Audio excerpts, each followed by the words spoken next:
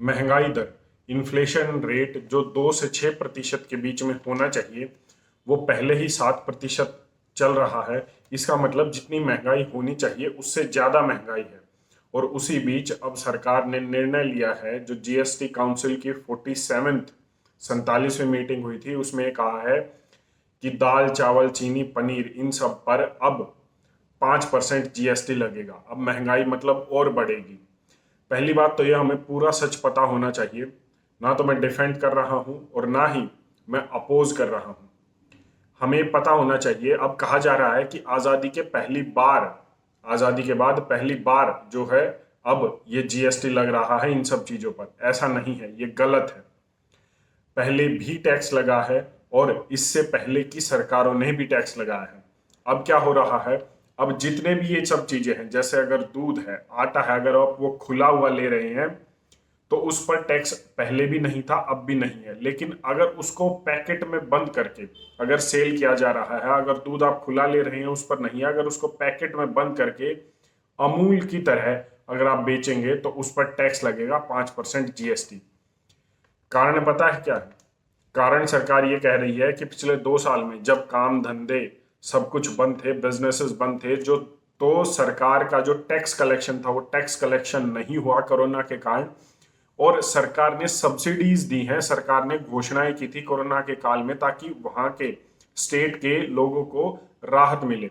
अब पहली चीज तो ये बात आती है कि सरकार ने कौन सी घोषणाएं की थी, कितना पैसा लोगों को मिला या उनको कितनी सुविधाएं मिली। क्योंकि जो प्रवासी लोग थे बिहार से, यूपी से, वो हरियाणा, पंजाब से खुद ही पैदल चलकर गए थे। और जो निजी संस्थाएं थी, निजी लोग थी, उन्होंने उनको खाना दिया था।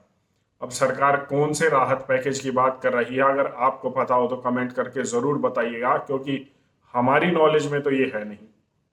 तो सरकार कह रही है कि उस पैसे को जो उन्होंने उस समय राहत के की तरह दिया था, उसको अब रिकवर करना है, तो उसको इस तरीके से रिकवर किया जाएगा। दूसरी बात कि वो एक लिमिटेड अमाउंट होगा, वो एक लिमिटेड राहत होगी जो सरकार ने दी होगी।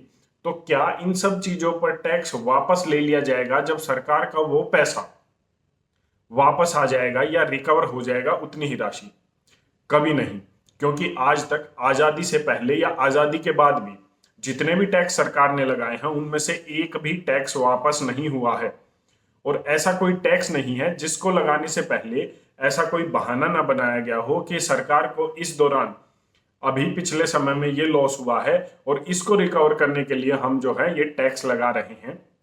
और जब वो रिकवरी हो जाएगी तो तब तक जनता भूल जाती है कि ये टैक्स किस लिए लगाया गया था, और फिर वो यूं ही चलता रहता है। कहने का मतलब है कि आपकी जेब से एक और कटौती शुरू हो जाएगी, एक और टैक्स के नाम पर। और अब वो ये होगा। कुछ लोग कह रहे हैं कि दुकानदार अपना फायदा करता है, वो खुला सामान लेकर आता है, पैकेट में बंद करता है और बेच देता है। इससे कंज्यूमर को जो है नुकसान होता है, लोगों को नुकसान होता है। ऐसा नहीं है। ब्रांडेड चीजें जब बनती हैं, जब किसी भी चीज की ब्रांड होती है, तो वो ब्रांडेड चीजें हमेशा महंगी होती है। अगर कोई भी आइटम दुकानदार खुला बेचता है तो उसमें पैकेट अगर वो कर लेता है, इतना तो माना जा सकता है कि वो अपने 2 रुपए 5 रुपए उसमें जोड़ देता है पैकिंग के। लेकिन वो चीजें अधिकांश बार, मैक्सिमम बार, वो चीजें ब्रांडेड चीजों से कम होती है। मतलब कंज्यूमर को कोई भी अधिक भुगतान नहीं करना पड़ता, अब उसकी जेब से पैसा नहीं जाता। ये सिर्फ और सिर्फ टैक्स कलेक्शन का, या मैं कहूं टैक्स का एक और वो है जो आपकी लिस्ट में जोड़ दिया जाएगा। और इन सब चीजों के बाद अब आपको एक और टैक्स देना पड़ेगा। मैं पहले भी बात कर चुका हूं कि आर्थिक मंदी वैसे ही आने वाली है। इसके लिए हमारी तैयारी क्या है, क्या नहीं है, क्या तैयारी करनी चाहिए, वो सब चीजें तो छोड़िए। इसी बीच सरकार ने 7% महंगाई दर जो चल रही है उसको कम करने की बजाय अब राहत के समय में भी आफत दे दी है। और खुद इसका विरोध भी दबे शब्दों में जो गवर्नमेंट है उसके भी सांसद कर रहे हैं, उसके भी नेता कर रहे हैं। लेकिन करें तो क्या करें, अभी उनके पास कोई ऑप्शन नहीं है। और ये जो एक और टैक्स जोड़ा है, इसका भविष्य में आप इतना तो भूल जाइए कि वो टैक्स कभी भी आपको वापस मिलेगा या वो आपकी लिस्ट से कटेगा। क्योंकि जैसा मैंने पहले बताया, आजादी के बाद कोई भी ऐसा टैक्स नहीं है जो काटा गया हो। सिर्फ इसमें टैक्स और टैक्स जोड़े जाते हैं।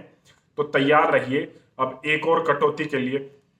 और रही बात मंदी की, तो मैं इस पर पहले भी बात कर चुका हूं, आप देख सकते हैं उसमें कि किस तरीके से मंदी आने वाली है, किस तरीके से अभी जो पहले फूड क्राइसिस है वो आने वाला है, और उसके लिए हमारी तैयारी क्या होनी चाहिए।